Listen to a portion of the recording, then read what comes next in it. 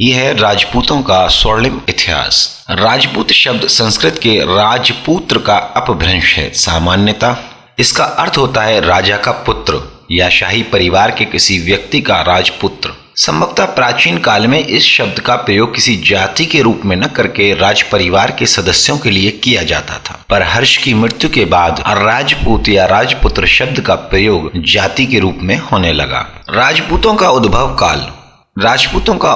काल उत्तर और पश्चिमोत्तर भारत में 5वीं शताब्दी के मध्य से श्वेत हुड़ों और संबद्ध जनजातियों के प्रभाव के कारण भारतीय समाज के विघटन से जुड़ा प्रतीत होता है। गुप्त साम्राज्य के विघटन यानी 6ठी शताब्दी के उत्तरार्ध के बाद आक्रमणकारी संभवतः तत्कालीन समाज में घुल मिल गए, जिसका परिणाम पश्चिमोत्तर भारतीय समाज का वर्तमान स्वरूप है। 7वीं शताब्दी में सम्राट हर्षवर्धन की मृत्यु से लेकर 12वीं शताब्दी के अंत में मुसलमानों की भारत विजय तक के लगभग 500 वर्षों के काल में भारतवर्ष के इतिहास में राजपूतों ने सबसे महत्वपूर्ण भूमिका निभाई है। जनजातीय प्रमुखों और अभिजातों को हिंदुओं के दूसरे वर्ण में क्षत्रिय के रूप में स्वीकार किया गया, जबकि उनके अनुयायी जैसे जाट और अहीर जनजातियों के आधार पर कृषक वर्ग में शामिल हो गए। कुछ आक्रमणकारियों के पुजारी ब्राह्मण बन गए। कुछ देशी जनजातियों जैसे राजस्थान के राठौर और मध्य भारत के चंदेल और बुंदेलों ने राजपूतों का दर्जा प्राप्त कर लिया। राजपूतों की शाखाएं।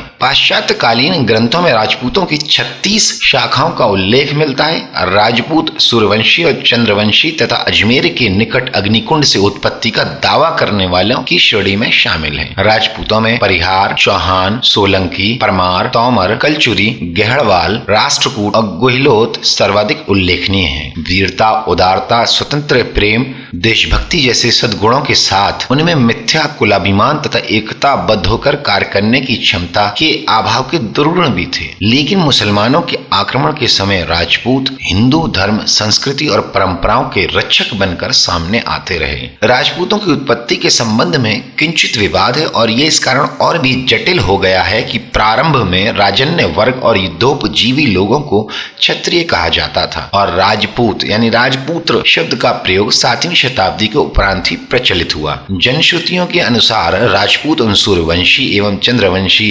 क्षत्रियों के वंशज हैं, जिनकी यशोगाथा रामायण और महाभारत में वर्णित है। किंतु अभिलेखों से ज्ञात होता है कि गुहिलोत या सिसोदिया शाखा, जिसमें मेवाड़ के स्वानाम धन्य राणा हुए और जो अपने को रामचंद्र जी का वंशज मानती हैं, वस्तुतः एक ब्राह्मण द्वारा प्रवर्तित हुई थी। डॉक्टर गौरीशंकर ओझा राजपूतों की उत्पत्ति प्राचीन क्षत्रिय जाति से मानते हैं। राजतरंगिणी में 36 क्षत्रिय कुलों का वर्णन मिलता है। कुछ विद्वान राजपूतों की उत्पत्ति अग्निकुंड से उत्पन्न बताते हैं। यह अनुश्रुति पृथ्वीराज रासो के वर्णन पर आधारित है।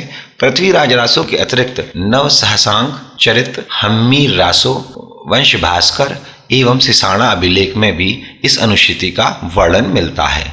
कथा का संक्षिप्त रूप इस प्रकार है। जब पृथ्वी दैत्यों के आतंक से आक्रांत हो गई, तब महर्षि वशिष्ठ ने दैत्यों के विनाश के लिए आबू पर्वत पर एक अग्निकुंड का निर्माण कर यज्ञ किया। इस यज्ञ की अग्नि से 4 योद्धाओं प्रतिहार, परमार, चौहान एवं चालुक्य की उत्पत्ति हुई।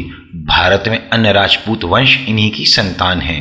राजपूत समाज का मुख्य आधार वंश था। हर वंश अपने को एक योद्धा का वंशज बताता था, जो वास्तविक भी हो सकता था और काल्पनिक भी। अलग अलग वंश अलग अलग क्षेत्रों पर शासन करते थे। इनके राज्यों के अंतर्गत 12, 24, 48 या 84 गांव आते थे।